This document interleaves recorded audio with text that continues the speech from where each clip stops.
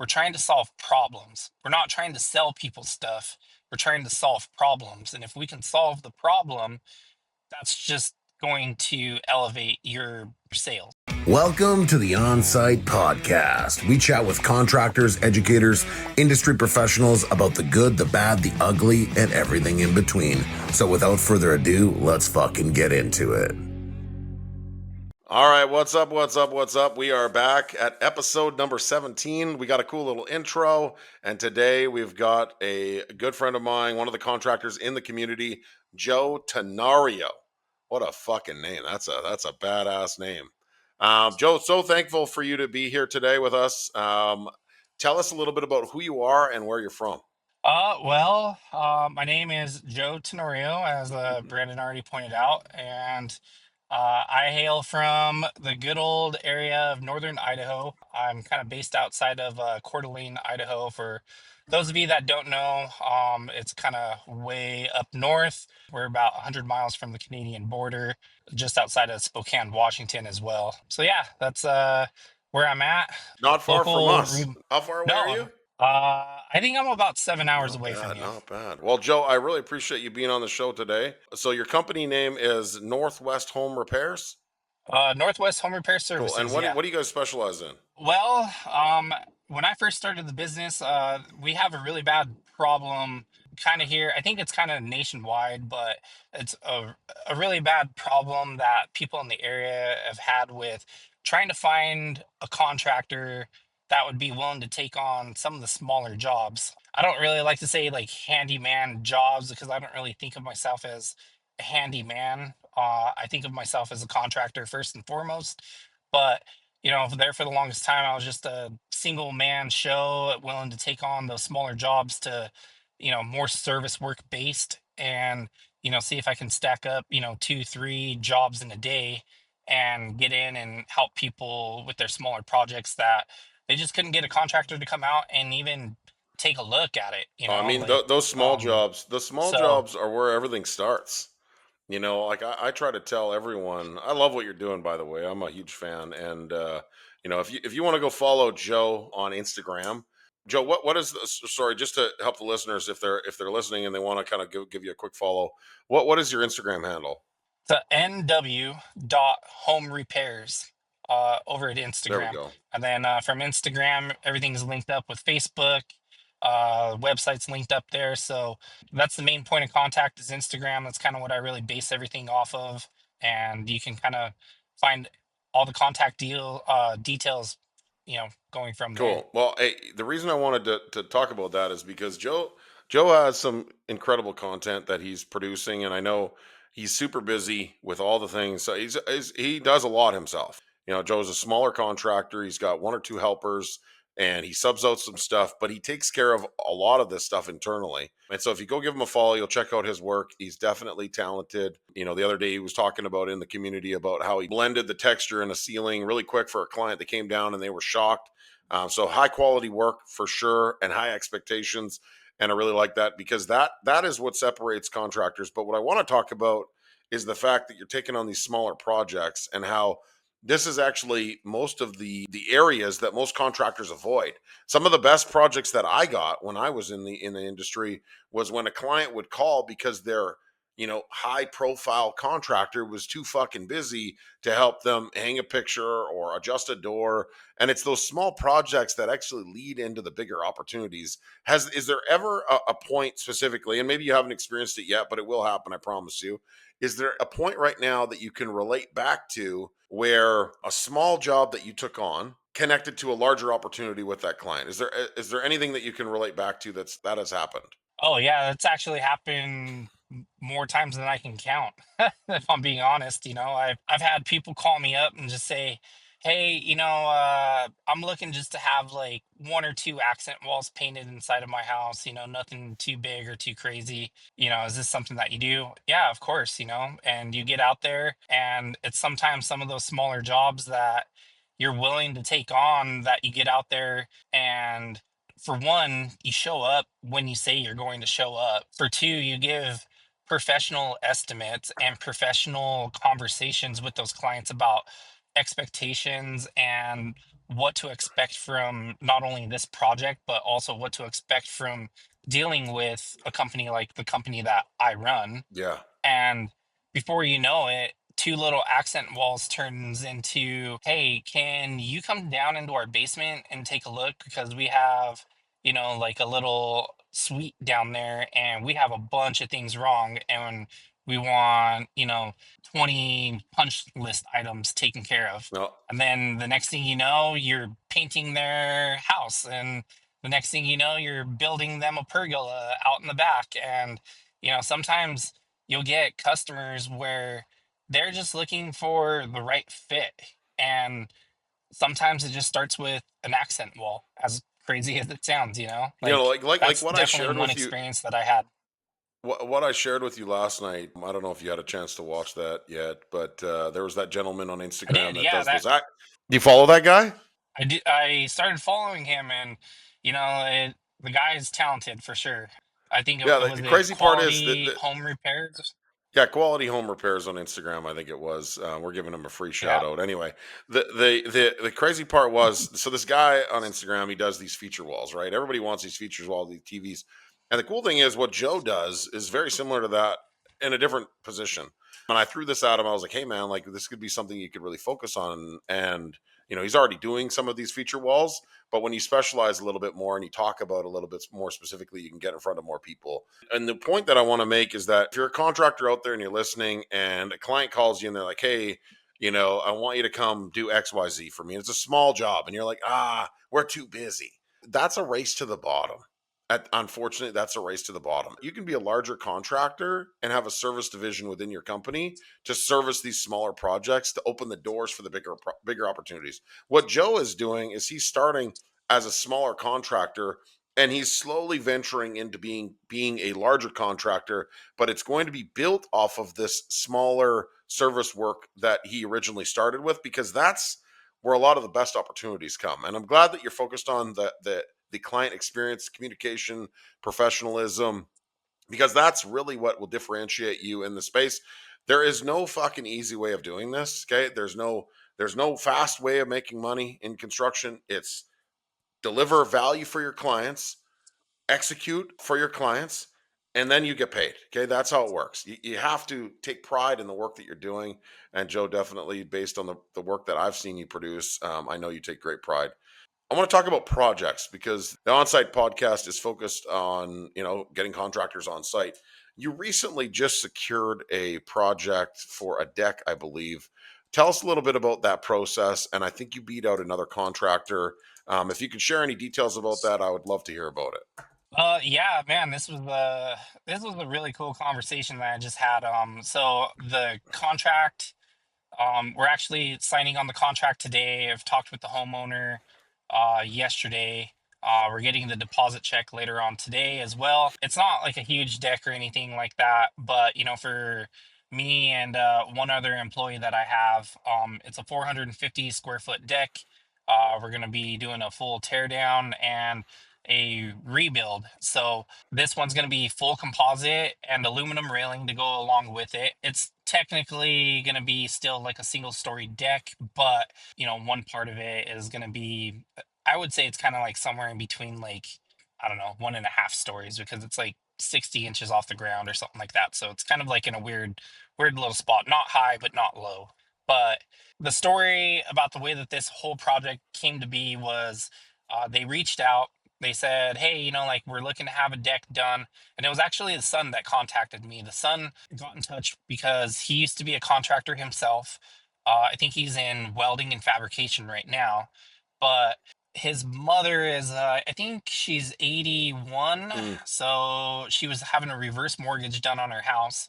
And they wanted to sand the deck down at first and have it repainted. But when the son started getting into it, like everything was rotted out. And basically, they're like, wait, we need a new deck. So they reached out. I was one of the handful of contractors that one was, you know, able to make it out there when I said I was going to, because that's another huge problem we kind of run to in the area that we live in is we have a lot of contractors that say, yeah, I'll be there Tuesday at 9 a.m. and Tuesday at 9 a.m. comes and they're nowhere to be Dude, seen. and And when you try and call them, and to add to that, it's not just there, okay? Contractors struggle at showing up everywhere. It's a nationwide problem. And the other part to it is that most contractors want all of this great shit, but they don't want to do the work in order to get there. They don't want to, put in the initiative to actually grow their business. They just say I want all this shit. They think they deserve it because, everybody has this level of entitlement. So, consider yourself a small percentage of people that actually give a shit. Continue. yeah. So first and foremost, I said, hey, I'll be there on this day at this time, and I showed up that day at that time, which I think kind of really set an expectation with the customer. Like, whoa, like we're dealing with a professional here, which is, kind of really cool, So, we've had a lot of talks about initial interactions with customers like you and I in our coaching sessions, and also with all of our Contractor Connect. I know it's called something different now, but it used to be Contractor Connect, and we used to have a lot of conversations about, customer interactions, sales, things like that. And for any contractor out there, like having a script, having specific questions that you're going into a job and that you want to be asking a customer is so beneficial to your sales process. And the work that we've done kind of really helped shine in this moment, I would have to say, because they weren't overly technical questions, but they were questions that kind of got to the point, and it got to not only the point of the job, but it kind of got to the problem we were trying to solve. Yep. Because a lot of what we talk about inside the community is we're trying to solve problems. We're not trying to sell people stuff. We're trying to solve problems. And if we can solve the problem, that's just going to elevate your You're sales. coming on. It's just kind of You're a like salesman for us. yeah, there we go. No, but that's true, man. So That's exactly what we're doing. We're trying to solve problems. We're focused on the problem, solving the problem, and that's how you win the project. And it sounds like that was one of the elements that really helped win. I just wanted to say for me, hearing that the things that we talk about inside the community that have assisted you with winning projects for you and your family is why I fucking do this shit. I do this shit so that people win around us. There are things that I've learned over the years. There's things that I've learned inside the community with the people that we work with that on repetition continuously work. And for you, it's been working, and that's awesome. The name of the calls now is called Contractor Hub. And so originally what Joe was talking about was we do these weekly calls once a week. Done that for almost a year and a half. And in addition to the group coaching calls, we did these singular calls once a week, typically on Wednesday at 11:30 MST. Then the time zones change and everyone gets all fucked up, but it's okay. But every week we did this single call. Now what we're doing is we're doing 5 calls. So we're leaning into doing 5 calls. It's called the Contractor Hub, and it's filled with industry professionals, brand specialists, websites, ads, literally everything you need to build a successful business in construction we'll be holding inside that community. Sorry, Joe, to interrupt you, but it was a little plug opportunity. I had to take it. I want you to jump back into, you know, why this project means so much to you, not just on a, financial position, but just, growth position and confidence. well, I mean, it was a huge project just because of the fact that, like, I mean, yeah, am I going to make some money off of it? Hell yeah, I'm going to make some money off of it. And when you're making money and being profitable in your business, that's a really good feeling. But I would say the biggest thing that I got out of this was the conversation that I had this past weekend with the son. I called him up, just wanted to touch base and make sure that because the initial conversation we had was, hey, we're gonna go with you. We looked at four contractors total, and you're the one that we decided that we wanted to go with. Were you the cheapest? No. Were you the most expensive? No. But we really felt really confident in the way that you came across with presenting all the material, presenting how the process for this is going to go with us, your timeline, and your estimate. And like, it sounds so crazy. Like, I think I posted in the community Yep. last night. Like, the winning factor was how professional my estimate looked, because I think two of the four contractors didn't even give an estimate. They just sent over a text saying, "Yeah, I could do it for this." No contract, no nothing. Just, hey, here's a number, I can do it for this. And they weren't looking for that. They wanted professional. They wanted a professional to come in and handle this project for them. And aside from just showing up with, a branded t-shirt and, maybe a branded hat, they wanted professional all the way from your first meeting all the way down to the estimate to when you get out there and how you're going to handle things. And that was the deciding factor. So having professional tools inside of your business to help you grow your business is it's key, it's essential. It sounds so fucking crazy, but it's really not. All you have to do, step one to being a successful contractor, have a schedule and show up when you say you're going to show up. There are so many people that I come across that don't have, a Google Calendar or don't schedule their lives. And just if you just did that one thing, you probably get 10% more work. And then if you used a CRM software or an estimating software, you'd probably get more work. And then if you had a sales script and a strategy and a framework on how you navigate your client, you'd probably get more work. And then if you took pride in the work that you do, and you actually gave a fuck about the client and their expectations and their investment in this project, whatever it might be, you'd probably get more work. And the craziest part is that when you talk about it, Joe, it sounds like you're like, this is just a no brainer. This is just no brainer shit. Yeah. But for so many contractors out there, and if you're listening, wake the fuck up, okay? You have to, if you want to play in this sandbox, you have to take things to the next level. If you're sending out your estimates via text message, at 9:30, while you're at the bar, it's probably not going to work. At the end of the day, it's probably not going to work. So I'm happy for you, Joe, that you got this project, and excited to see the progress in the community and on your social. Okay, so I want to dive into some family because I know that you're a family man. I know that you are very, very invested in your community, and football season's coming up here right away. And I want to talk a little bit Oh, about. oh, it's already started. Well, there you go. For some of us, it's just starting.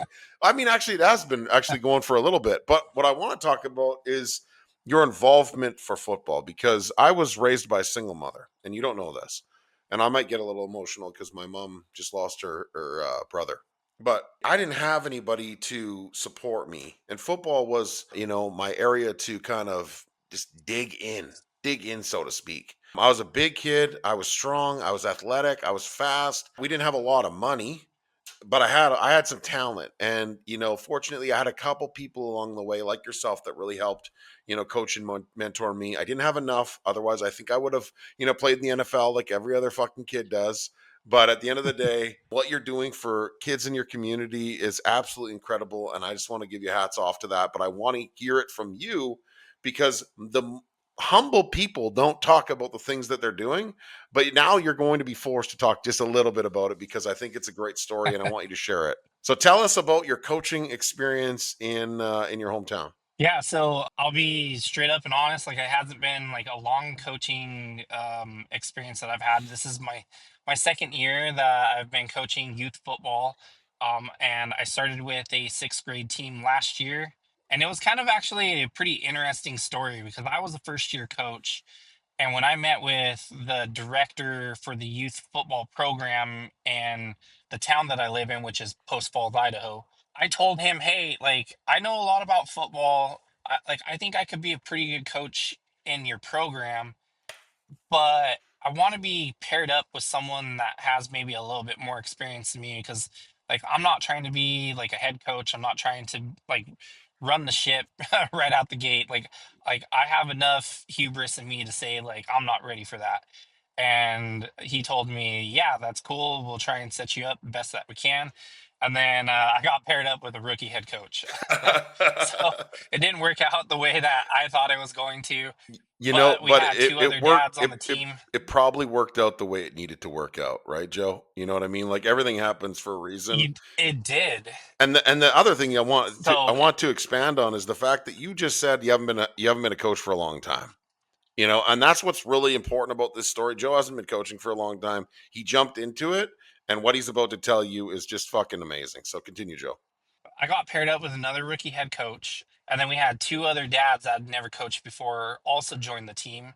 And we had enough kids in our sixth grade program to actually split off and make two teams. So we had one team that were all like, I think this was like their fifth year coaching. And then we had our team, which were four rookie head coaches. We had half our team were brand new to tackle football. Like I think most of them had come over from flag football, but it's a big jump, when you're a kid to go from flag football to the real deal tackle football, doing that, 4 or 5 days a week.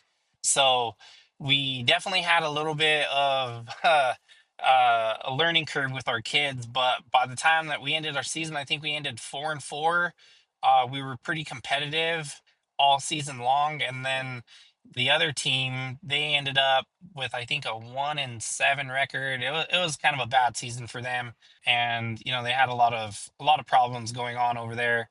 So it was really kind of cool to see the progression that we had with our team, and this upcoming football season, I was asked to switch teams because they kind of lost some coaches, and I loved all the kids. It was a hard decision to make to go over with a bunch of new kids for the seventh grade team. But I was more than happy to do it because at the end of the day, it's for the program, it's for the kids. I didn't want to end up in a situation where we had like 50 kids on one team because that's no fun for anyone when you have that many kids on a youth football team. Playing time becomes an issue. Parents, they pay good money to get their kids into these programs, and you want to get them, out in the field. And even kids with a little less experience or a little less talent, you still want to be able to try and find a way to develop that talent or what talent that they have and find the best way to utilize it. So, so I switched teams, and we're right at the beginning of our season right now. So, it's pretty exciting, and it was kind of cool and sad at the same time because like the kids that I coached last year and all through spring 7-on-7, there were a good handful of them that were pretty bummed to see me go, which is kind of an interesting feeling, like you had like a short period of time with these kids, and then like you develop these bonds and these relationships, and then like you're not there with them to, see them fight on, Saturdays, unfortunately. And but Joe, I we're trying to develop these kids for the next step. Joe, I absolutely love this. I think it's incredible. It gets me emotional because you're a volunteer coach. Like you don't even have a kid on the team. That's what's so incredible is that you're actually changing these kids' lives. You don't even realize it right now. You know what I mean? You don't even understand. Like as a single raised by a single mother, I had male influences in my life, but my coach, any team that I played on, my coach was my influence. And I hats off for you to volunteer your time to be this person for these kids. It shows a lot about a person's character. My son actually he plays hockey. This will be probably one of his last years. Then he's going to go on to his little welding career, which is fucking awesome. But he had an independent coach, a non-parent coach for his hockey in his U15 AA career. He played 1 year there. And the level of confidence that he built in that 1 year because of that coach, the level of skill that he built in that 1 year because of that coach was amazing. And that coach, that 1 year gave him so much confidence. And what you're doing for these kids is the exact same thing. And I commend you. I support you in it, and I think it's fucking amazing. So if you're listening to Joe, okay, right now in this story, drop the ego a little bit and be a selfless person and go help other people because it feels amazing, and you also make a big impact on people's lives. Again, I want you to follow Joe and his story. If we could put up his social channel again, Joe, where can people find you on Instagram again? Yeah, it's nw.home repairs on Instagram. Awesome. Well, hey, if you want to follow Joe, that's where we're going to get into it. I want to take a quick little break here. We've got something new here on the podcast, and we've created some ads. So I want to take a break and listen to this ad. Hey, hey, hey, we've got an ad here. Make sure to pay attention. What's up, guys? Are you a contractor or business owner looking to take things to the next level? Well, I've got something for you. The Elite Builder Society is a community that helps contractors grow and scale. For $49 a month, you can have access to 20 group coaching calls. Look, you're probably wondering, how am I going to show up to 20 calls, Brandon? That's a lot. And yeah, it is a lot for $49 a month, but every call is recorded so you can watch it at your leisure. But you get the best experience when you're live on the call with us. Okay, at the end of every webinar, there will be a Q&A where you can ask the industry expert questions that you can implement into your business. Look, if you're ready to take things to the next level for $49 a month, go to ebsworks.com and register today. I look forward to seeing you inside the community. All right. Thank you so much for listening to that ad. Again, Joe is in our community, is part of one of the contractors in our community. He's getting the one-on-one coaching. And if you want to be a part of our community, just go to ebsworks.com and you'll be a part of this great experience and you'll meet great people like Joe. So Joe, we've heard about some of the projects, we've heard about your coaching, which is awesome. Heard about your community, but you have a family as well. This busy guy that's doing all these things also has a family. And so tell us a little bit about your family. Yeah, I mean, this is what we do it for, is the family, you know. 100%.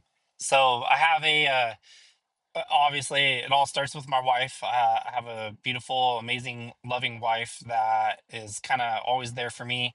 She helps me out in my small business. She's my bookkeeper. She kind of handles any, I would say, admin stuff that I kind of have to throw at her, and that's all while she's still trying to hold down her full-time job. So she works in real estate.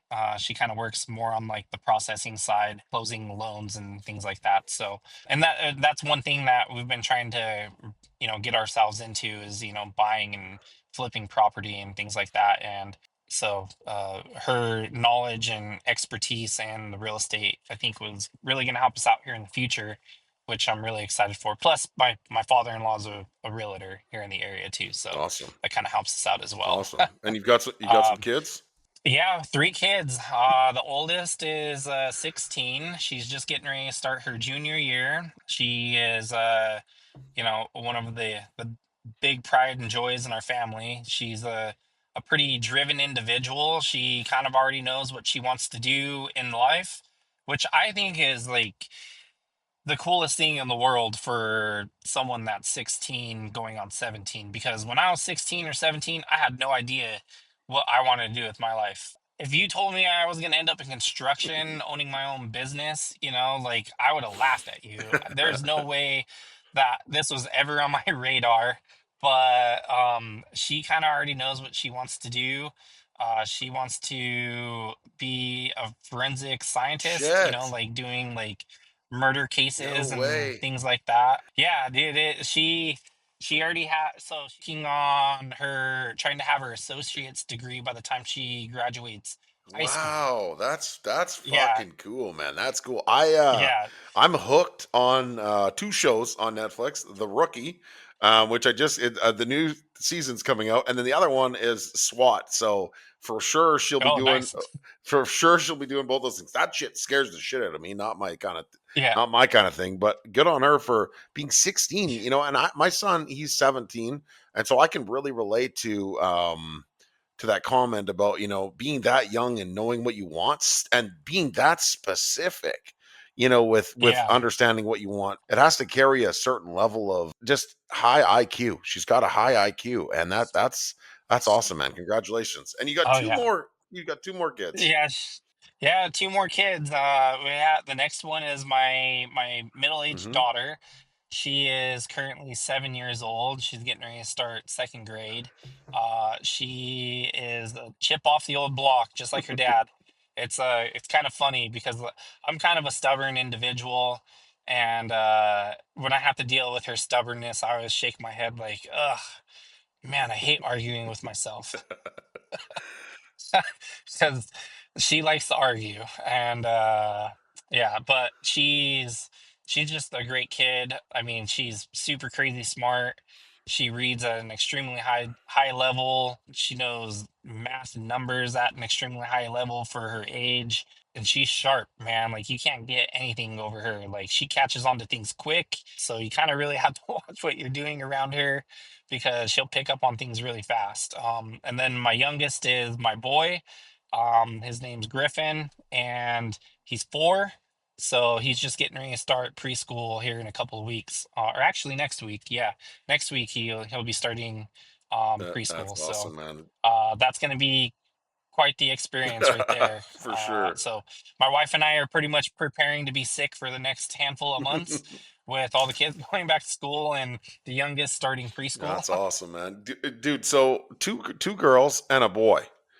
So how nervous were you when your wife was pregnant with your third and she came to you and said, "Hey, I'm pregnant," and you're just like, did you care? Did you be like, "Oh, I hope it's a boy," or, "Oh, did that even matter?" Um, no, no, to me, it didn't even matter. First and foremost, I just wanted the baby to be healthy and my wife to be Right. healthy. Like, I just wanted to make it through with two healthy individuals because, like, I couldn't imagine losing my wife in that process. And furthermore, like, I've worked with people and known people where, they had a baby born and it was, kind of problems from the beginning, and Mhm. I always saw how hard that was on them. And I just, boy or girl, I just wanted a healthy baby. And if it was a boy, that was a bonus. But I was more than happy and content because with Alina, who's the middle child, she she was so much fun as a baby, and I always thought, like, man, like if I had another girl, I would be content. Like it wouldn't even matter. Oh, man. But I had a Me boy, and my and daughter it's have, like, it's this weird relationship. It's so fun. We piss around all the time, we have fun, but just you can just feel the love. You know what I mean? Whereas my boy, we could just wrestle and be fine, and say stupid shit yeah. to each other and be fine. Just a different bond, different dynamic. And so I'm with you there. If I had two girls and I had that experience, because it feels so, it's so crazy, I'd probably be like, you know what, I'm cool. If I have three girls, I'm fine with that. With that recipe. I've got two kids myself, obviously, but not three. I actually, looking back, I would have considered having a third. I think now, so I think it's awesome that you have, a family of three little ones. That's incredible, and they're a great father to look up to too. By the way. Yeah, and so like the other thing too, you were asking about like with the third kid, like nervous, any of those feelings or emotions. Griffin was born in 2020, like in the midst of COVID. Hmm. He was our little COVID baby, and he was born in November, and I actually caught COVID right before he was Oh. born. So I got sent home from work because at the time I was actually, this is before I owned my business. I was working in the oil field. I was working in North Dakota at the time, and I ended up catching COVID. I tested positive for it.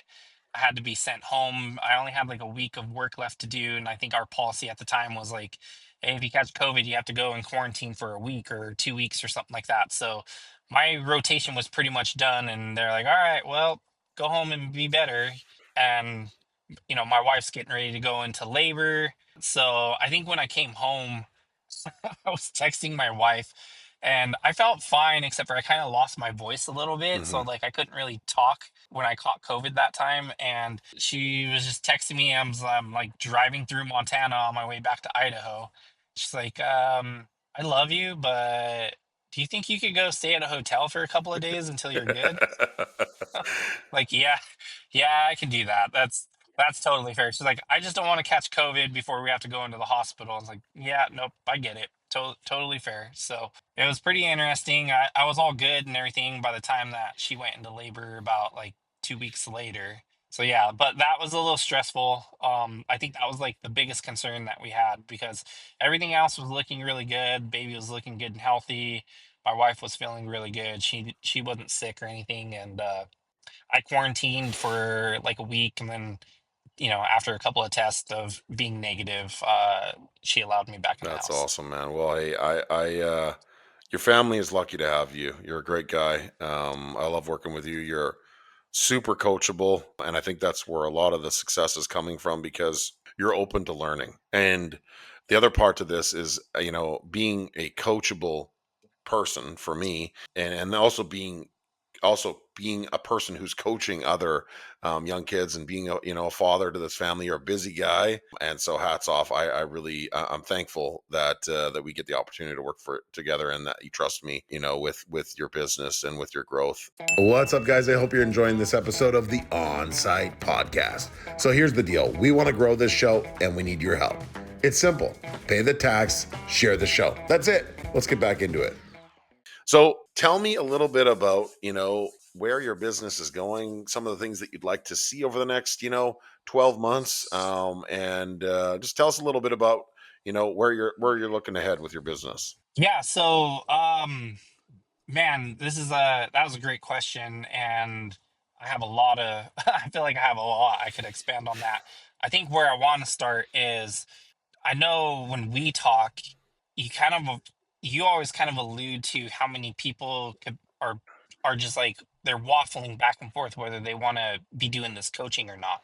Hmm. And man, for anybody listening to this and they don't have I don't want to even say a business coach, but a contractor specific business coach is maybe one of the best investments that you can make because for me, I think of myself as a pretty intelligent individual. Like there's a lot that I can handle, there's a lot that I could shoulder, and there's also a lot that I think I can do all on my own. But at the end of the day, we can't do everything all on our own.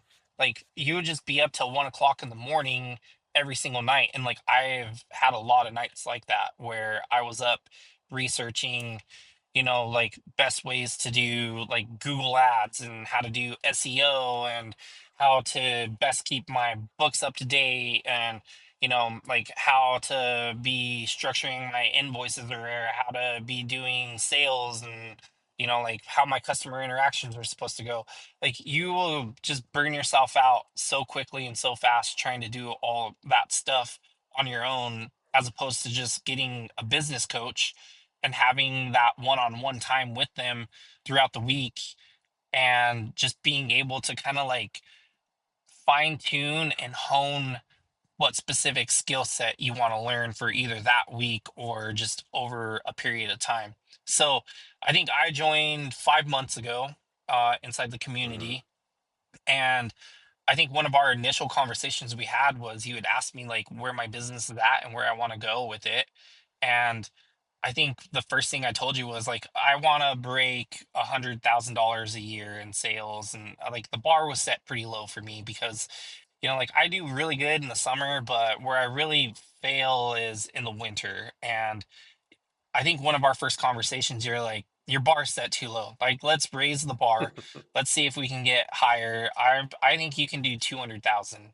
And at the time, I was just like, yeah, that sounds great, but man, like I don't even know like how in the world we're gonna get there because my best year was last year, and I think I was like capped out right at like 90,000 for the year, which like when you're just one person, like it's okay, but it's not like super great, like you should be, I would imagine, at least cracking 100.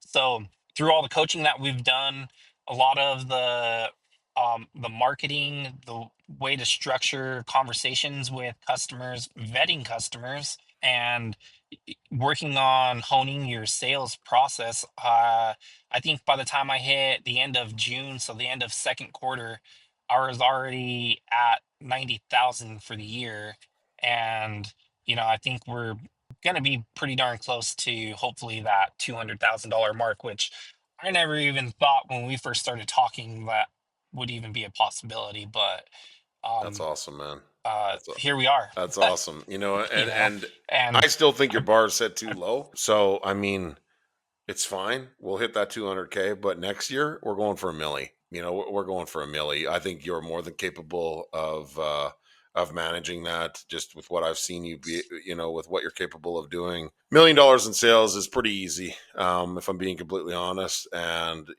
we fine tune a few more things. We build that team. We get things rolling. A milli's not that hard, but we'll get to 500. So we'll get to 200, then we'll get to 500, and then we'll have our eyes on a milli, and I think we're going to be able to achieve in yeah, 2026 for sure. yeah, for sure. I kind of, like I said, when we first started talking, and I was just like, dude, like, that seems so unattainable. And then all of a sudden, like, you actually implement what we talk about and do the things that we work on our coaching.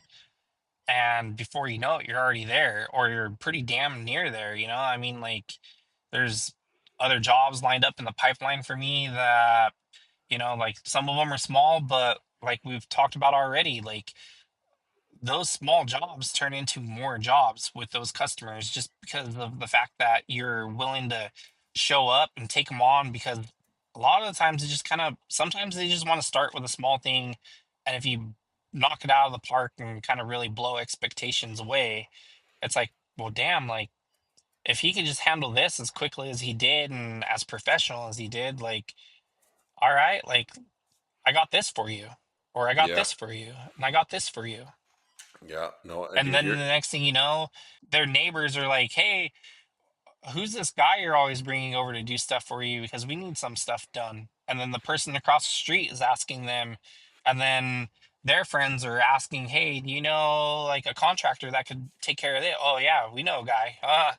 Give this guy a call."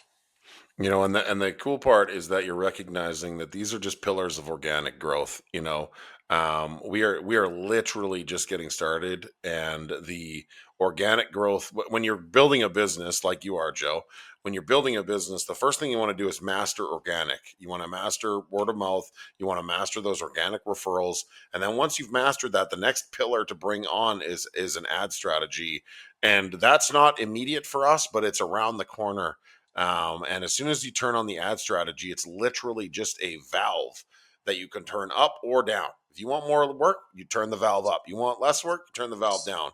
But we're heading in that direction, dude. I'm so excited for you and your business. And not only that, I want to Yeah, add add one away. thing to what you just said too about ads, because like I haven't I okay, so I've listened to this podcast every episode so far, and I really, man, when you talked with Brendan about, Google Ads, I've been in the shoes of those contractors that they were just throwing money at Google Ads because they just thought like, hey, I'm gonna throw 500 or $1,000 a month towards Google Ads, and I'm gonna have all this work come at me, and that's not like the way that that works.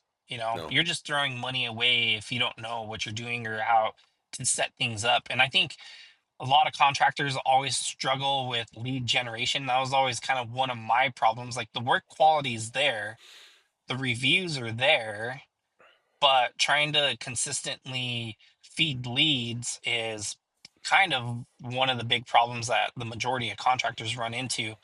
And instead of throwing your money at Google or Facebook or, Instagram, whatever, just work on growing your leads organically. And that was one of the biggest shifts that I think I made when we first started talking and working together, was that I immediately identified I don't want to waste money at Google or Facebook, because I've done that before. I got no results. I mean, I was throwing $1,000 a month at ads, and I would be lucky to get like one little tiny job out of it.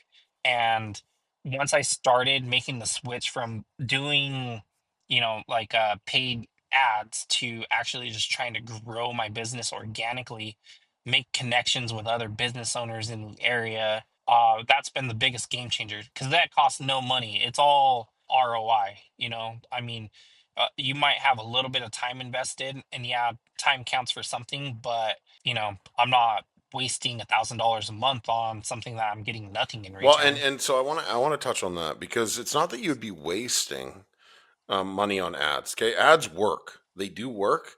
But if your organic system does not work, first and foremost, then your ads process won't work, right, Joe?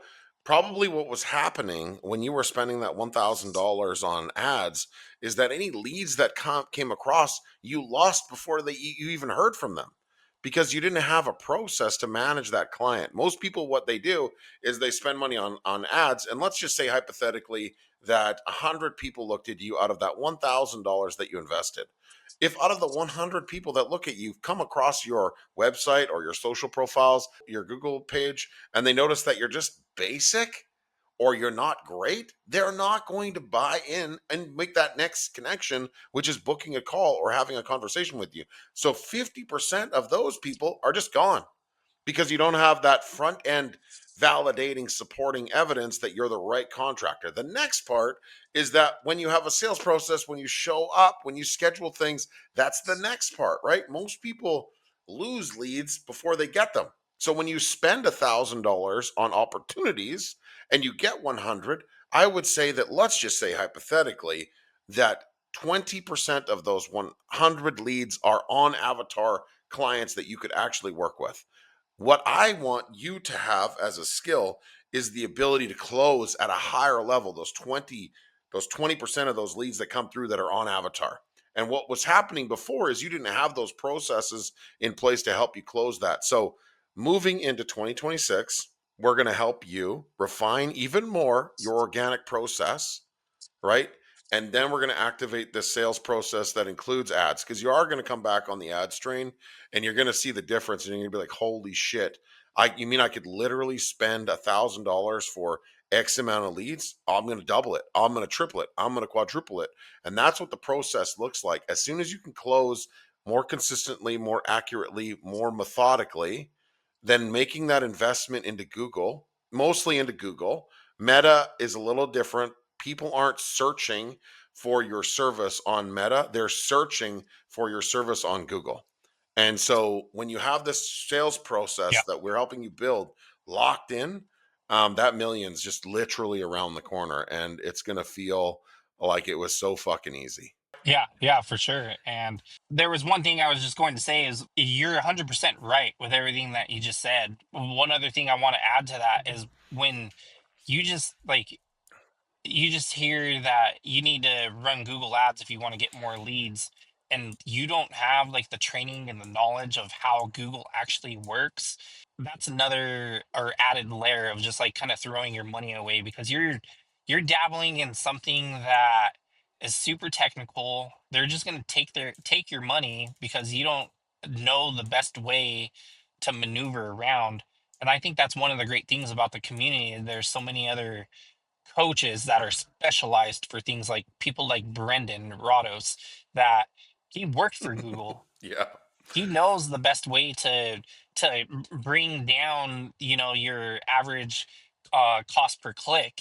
He knows the way that there's a better system out there for generating more leads with less cost to you as the contractor, as opposed to Google's system of, hey, do what we tell you, and then for some reason your cost per click are going up, and they tell you, well, if you want more leads, throw more money at it. And that's that's just a quick way to really pulling your hair out as a Yeah, business and that owner. was one of the like, I don't remember what episode that was. That was earlier on episode. I don't know what it was. Hmm.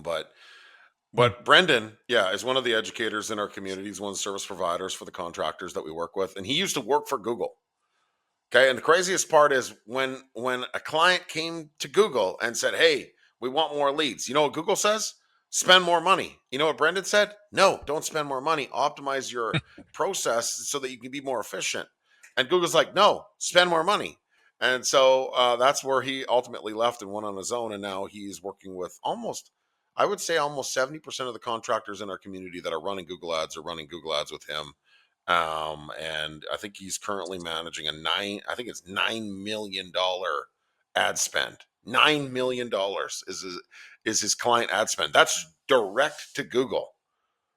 So whereas Google used to pay him, now he's paying Google in a roundabout way. Isn't that fucking crazy? And he's Yeah. getting clients more leads. And I'll tell you, he's going to be my first call when I'm ready to make that jump because we've talked with Brendan. I don't know, at least three times that I can think of in the contractor connect calls, like the Yeah. old style that we used to have. And I'm sure he's probably going to have more coming up in Yeah, the he hub does. when we go to, 5 days a week. And I mean, he's always a wealth of knowledge. And not only Brendan, but like all the other educators that you get inside the community are a wealth of knowledge. I mean, we have CPAs, we have people that specialize in HR. I mean, it's a great bang for your buck. I Oh, mean, I appreciate you're you gonna gassing us get up like this. so much knowledge. And Joe is Well, I not mean, being, it's the but truth you're not though. being Like, paid to gas us up, and the podcast is not necessarily even about the Elite Builder Society. But Joe, I really appreciate you saying all those kind words about the community. I work my fucking ass off to try to give everyone the best tool possible. I remember how it was for you when you first started your business and you took that fear. You got a family, you got people that depend on you.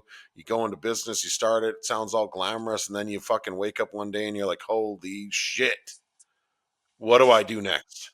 And you're like, you're fucking alone in your fear of failure.